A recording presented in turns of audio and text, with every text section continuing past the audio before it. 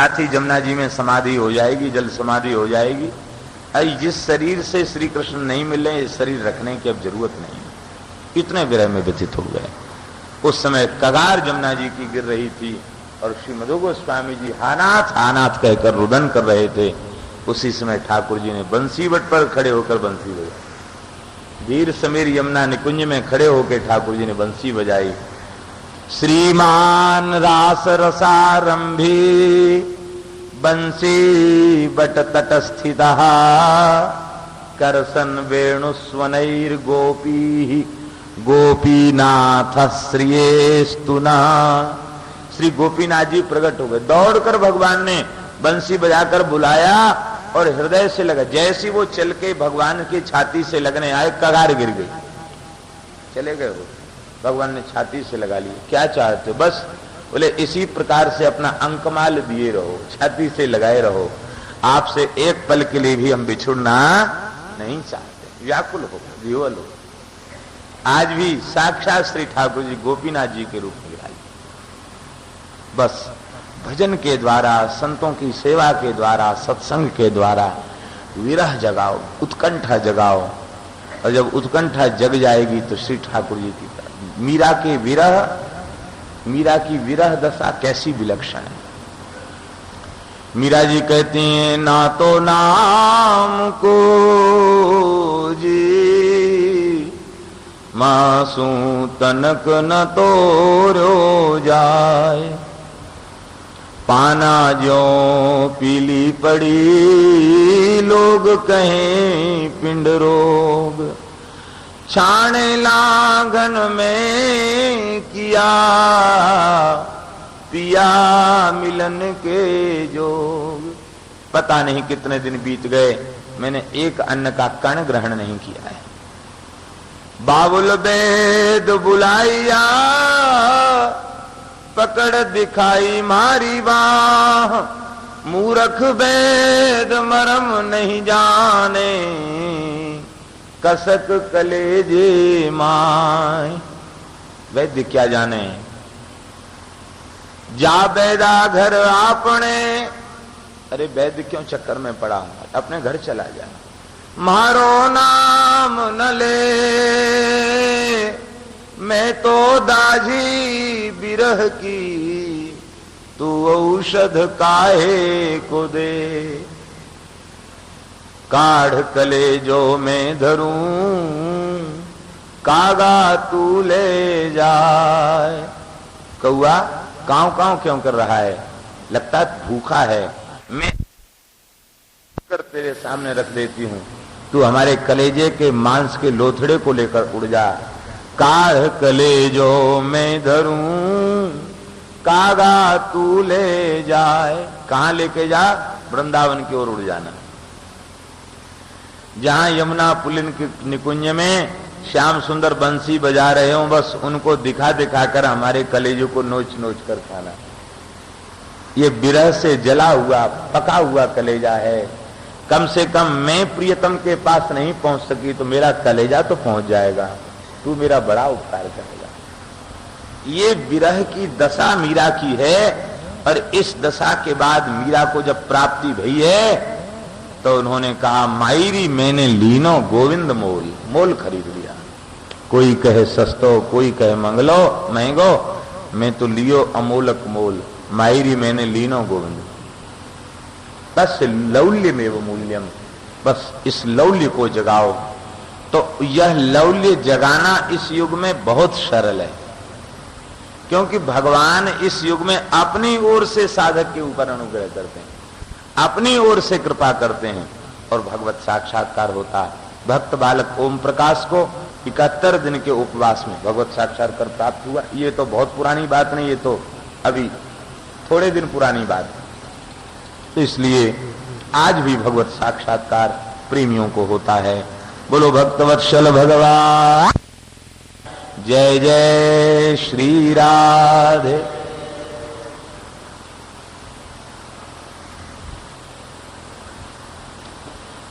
एक पागल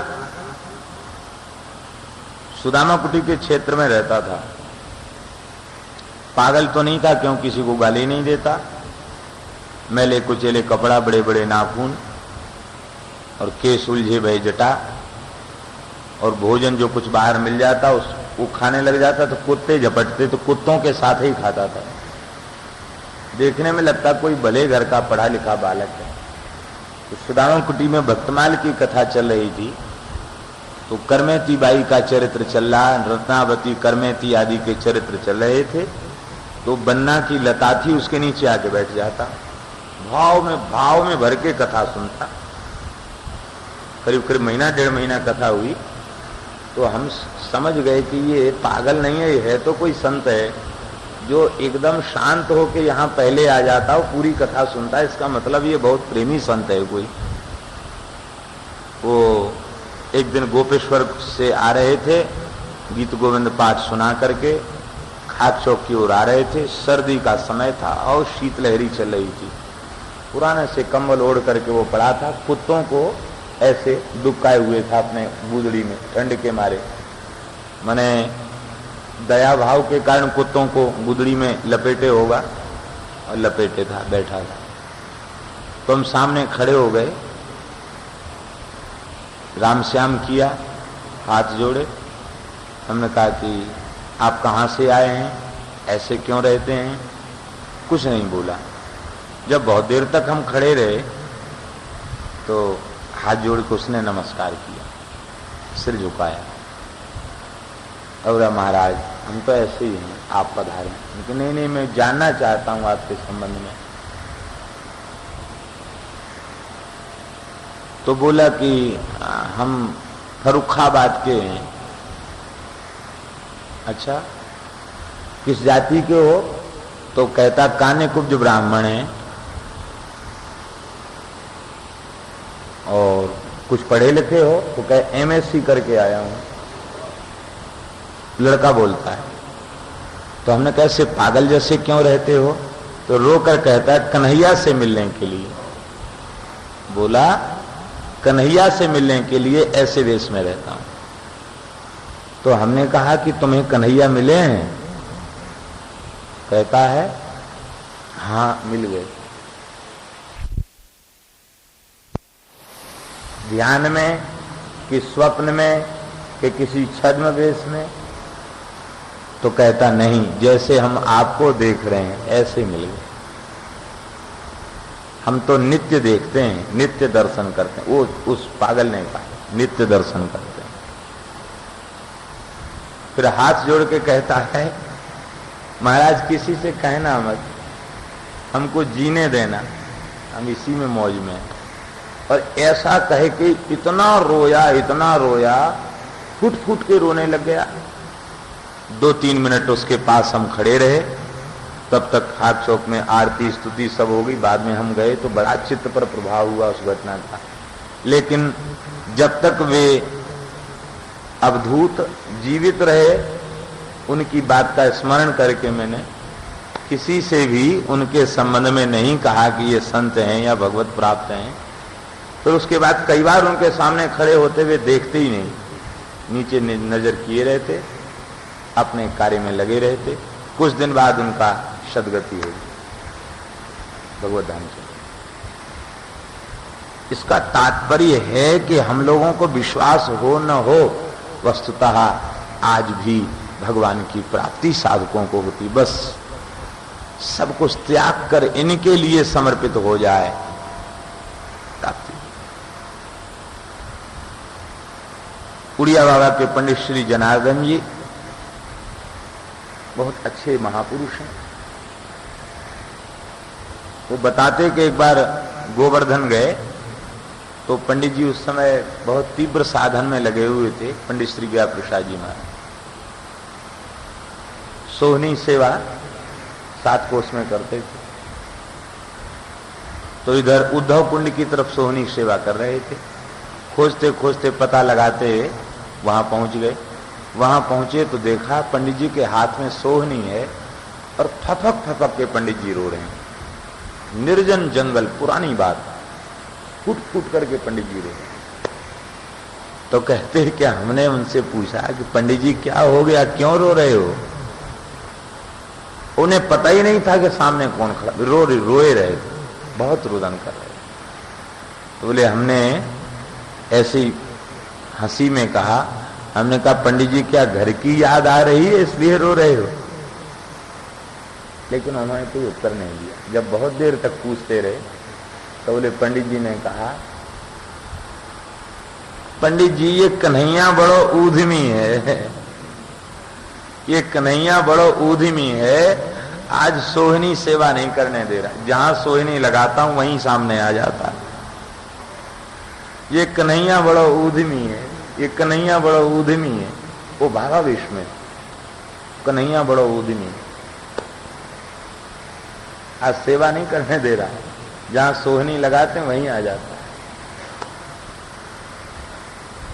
एक दो संत ऐसे कितने संत हैं जिन्होंने भगवत साक्षात्कार प्राप्त किया। इसलिए कलि विशेष परचौ प्रगट आस्तिक हुए के चित धरो। कलयुग में भगवान की विशेष कृपा का परिचय है। ये हम लोगों का बड़ा सौभाग्य है जो हमारा कलयुग में जन्म हुआ। ये भगवत प्राप्ति का स्वर्णिम अवसर है। ये हाथ से चला जाएगा तो पछताना पड़ेगा अनंत काल तक के लिए। सतयुग त्रेता द्वापर के साधक भी कलयुग में जन्म लेकर भगवान की प्राप्ति को सहज भाव से करना चाहते हैं। बोलो भक्तवत्सल भगवान की।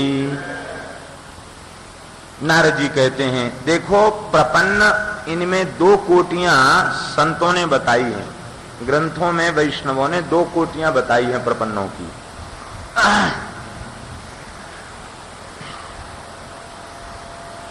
जीव के तीन भेद होते हैं, बद्ध, मुमुक्षु और मुक्त।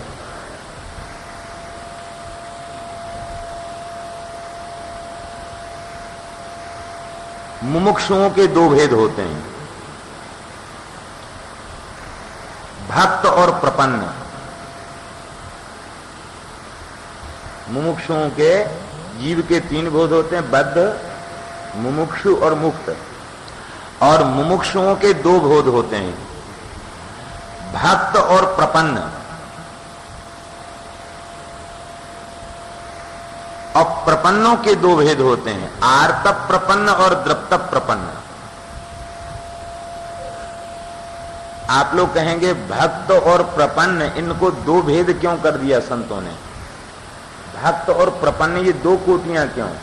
बोले भक्त वो है जो साधन भक्ति का अनुष्ठान करे, और साधन भक्ति के अनुष्ठान में अनुष्ठान की उपासना की अनिवार्यता आवश्यक है।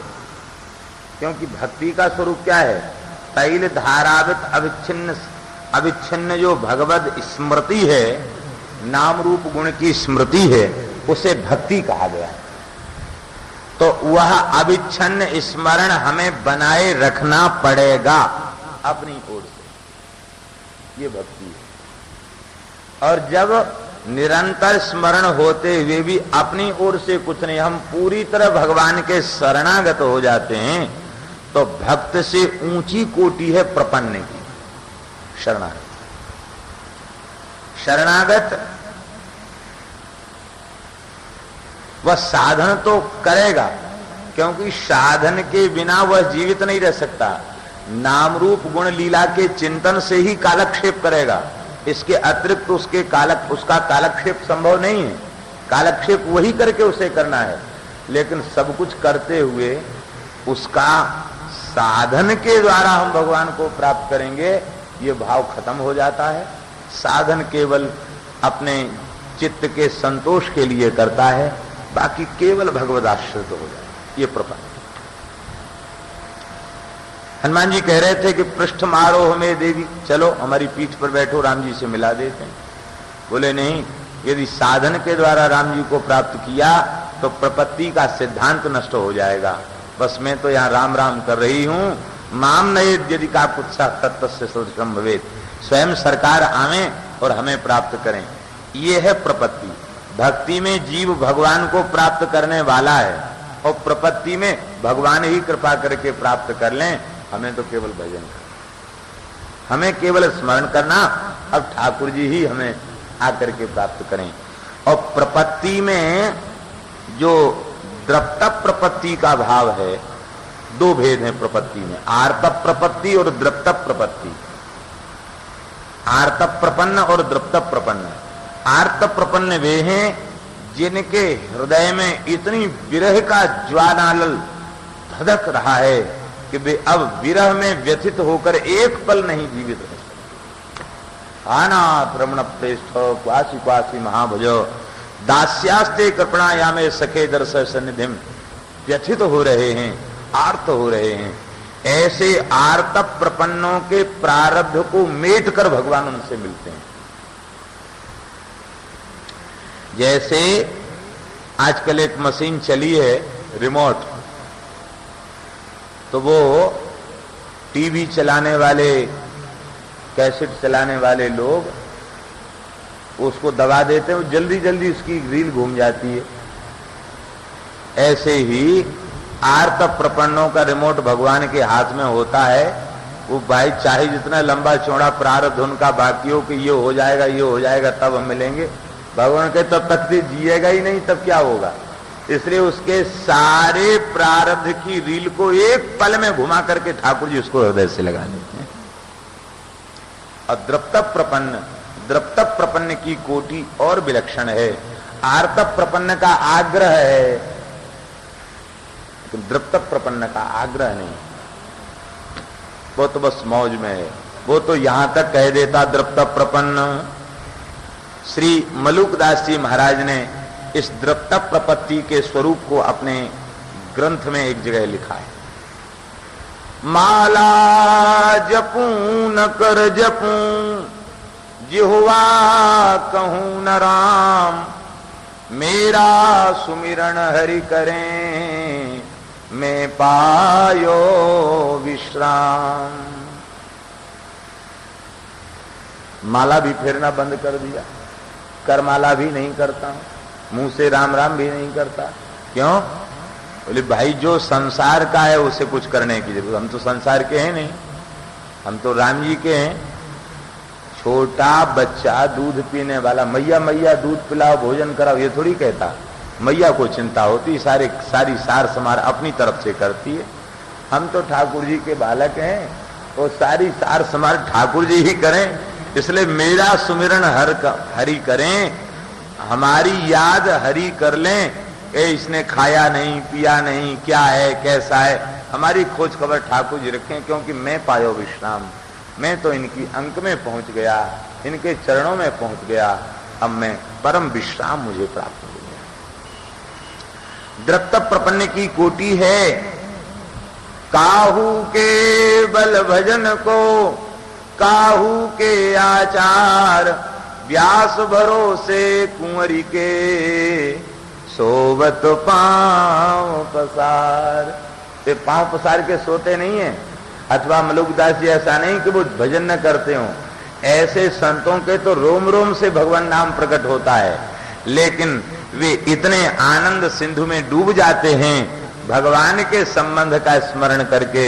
जगत के संबंध का सर्वथा विस्मरण और भगवान के संबंध का स्मरण करके भी इतने द्रप्त हो जाते। द्रप्त माने मतवाला होता है, द्रप्त शब्द का अर्थ होता पागल।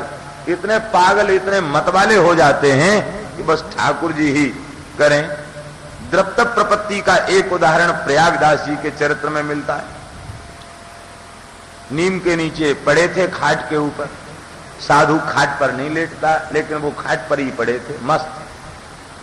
किसी ने आकर उनको जगा दिया, बोले कैसे महात्मा हो? साधु संत तो खटिया पे बैठते नहीं, खटिया पर पड़े पड़े सो रहे हो।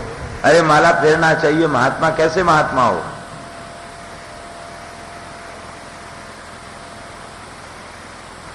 प्रयागदास जी बोले कि माला फेरे वो जिसे उद्धार की चिंता हो, आपको नहीं है? बोले हमारे काहे को, हमारी तो रिश्तेदारी है भगवान से।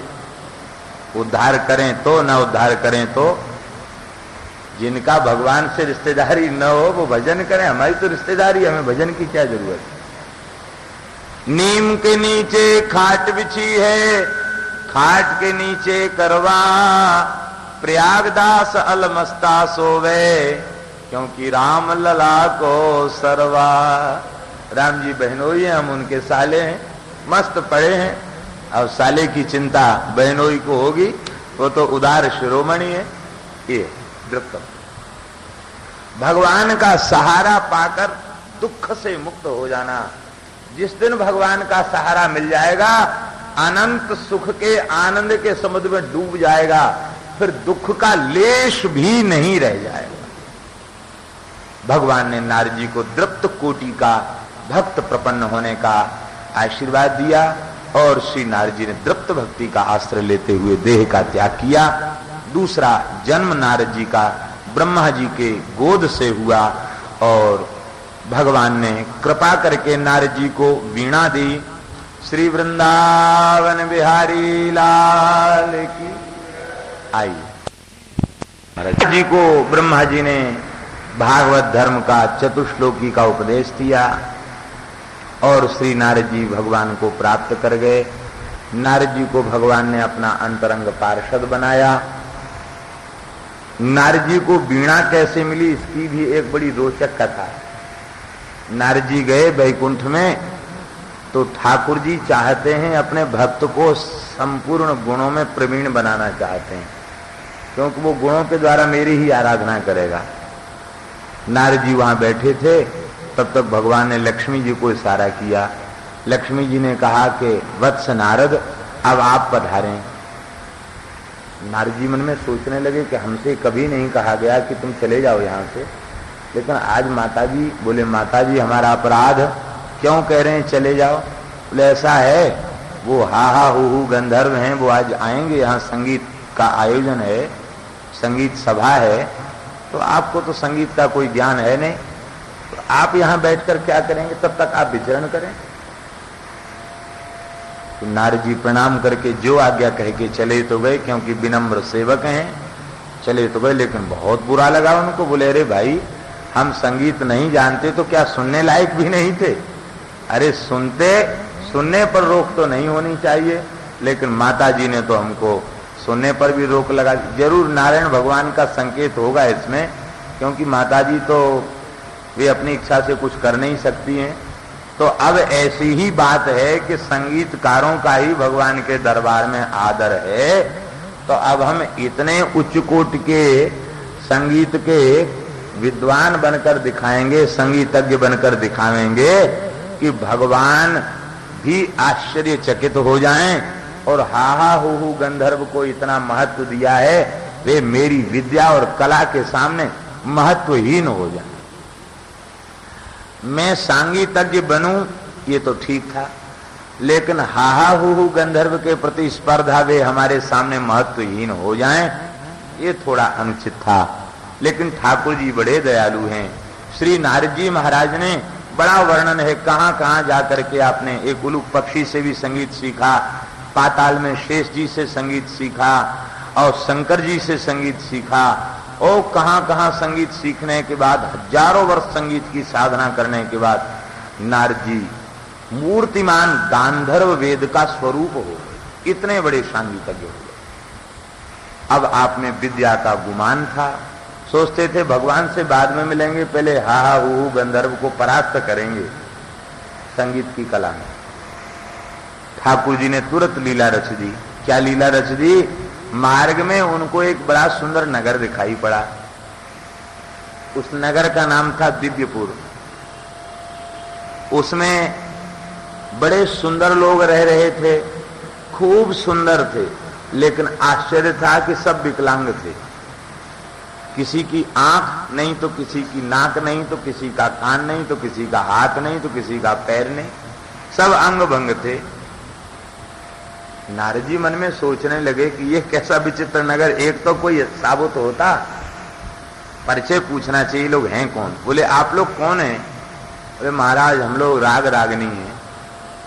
अच्छा, हम बड़े भाग्यशाली हैं, राग रागनियों का दर्शन हुआ, लेकिन आप लोग इतने सुंदर होकर के अंगभंग क्यों हैं?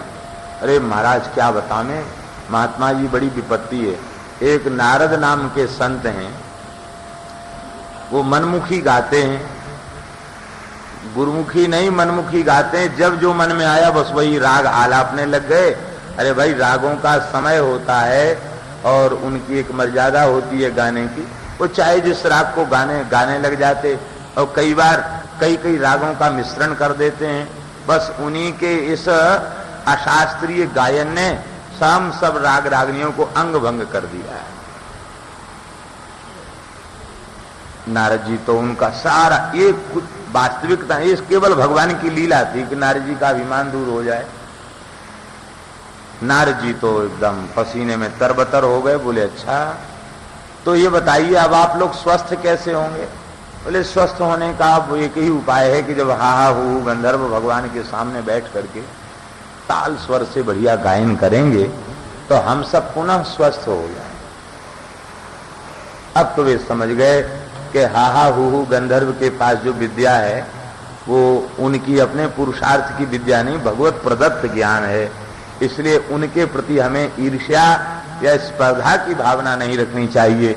ये जो दोष था, इस दोष को निकालने के लिए भगवान ने ये लीला की। अब नारद जी दोष मुक्त हो गए। बोले वैकुंठ बाद में जाएंगे, स्वर्ग में जाकर हा हू को नमस्कार करें। ये गंधर्व राज है। पहुंच करके नारद जी उनके पास पहुंचे। नारद जी को आते हुए देखकर दोनों गंधर्व उठ करके खड़े हो गए। नारद जी प्रणाम करना चाहते थे, दौड़ करके नारद जी का आलिंगन कर लिया और कहा जो कुछ मार्ग में आपने देखा वह परम दया सागर कृपा सागर भगवान श्री हरि की माया थी। वस्तुतः आपसे बड़ा संगीत का विद्वान इस समय इस ब्रह्मांड में कोई दूसरा नहीं है। हम आपकी छाया भी नहीं बन सकते, आप तो महान विद्वान हैं। चलें अब वैकुंठ में चलकर भगवान का दर्शन करें। तो हा हू गंधर्व और नारद जी वैकुंठ पहुंचे, रमा वैकुंठ पहुंचे। पहले हा हू गंधर्वों ने गायन किया, इसके बाद नारद जी के गायन की बारी आई। तो नारद जी ने जब आलाप भरा और नारद जी ने जब गाया तो नारायण भगवान शेष सैया पर झूमने लग गए। झूमते झूमते झूमते झूमते इतने प्रेम आनंद में विभोर हो गए। मन में सोचते थे नारद को क्या दे दें इनाम में, उपहार में क्या दे दें, क्या दे दें, क्या दे दें, कुछ दिखाई नहीं पड़ा। तो श्री लक्ष्मी जी वीणा बजाती, लक्ष्मी जी की गोद में वीणा रखी थी, वीणा की ओर उन्होंने दृष्टिपात किया। श्री लक्ष्मी जी ने उठाकर नारायण भगवान को वीणा दे दिया और वही लक्ष्मी जी का वीणा जो नारायण भगवान ने लिया था वही वीणा श्री नारद जी के कर कमलों में थमा दिया। बोले लो ये पुरस्कार है। इसी को नारद जी ने संकेत किया है, देवदत्ता मिमां वीणाम स्वर ब्रह्म विभूषितां मूर्छयित्वा हरिकथां गायमानश्चराम्यहम्। ये वीणा साक्षात भगवान के द्वारा दी हुई वीणा है। इस देवदत्ता वीणा को जो स्वर ब्रह्म से विभूषित है, जब इस वीणा को हम छेड़ते हैं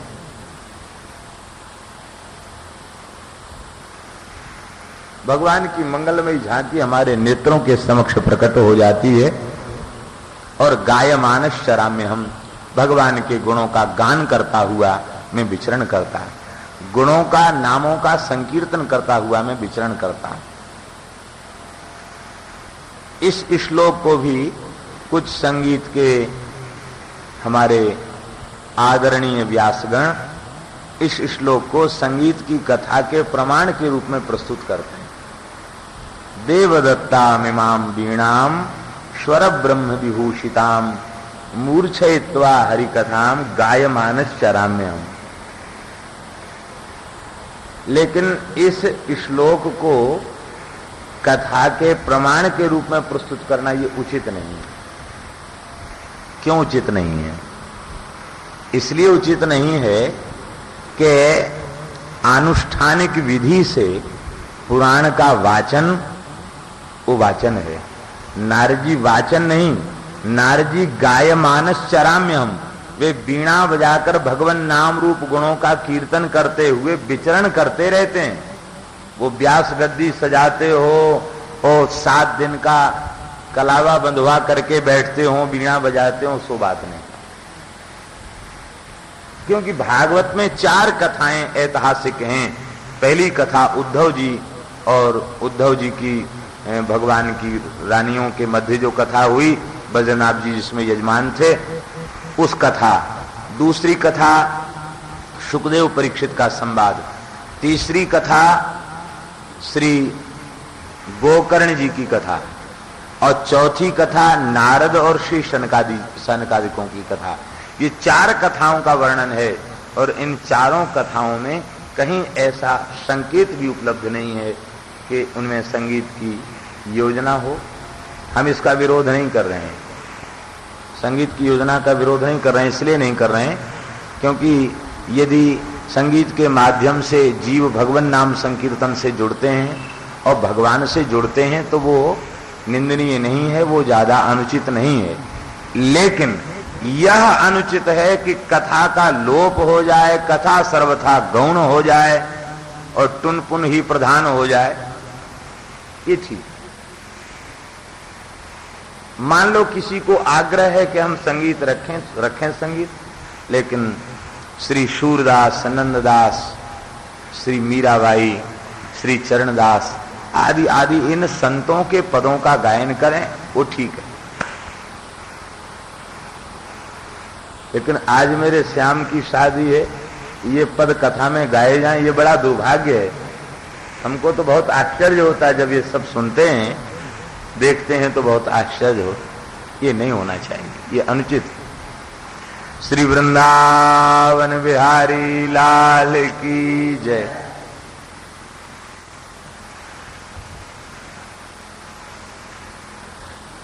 कथा हो रही थी,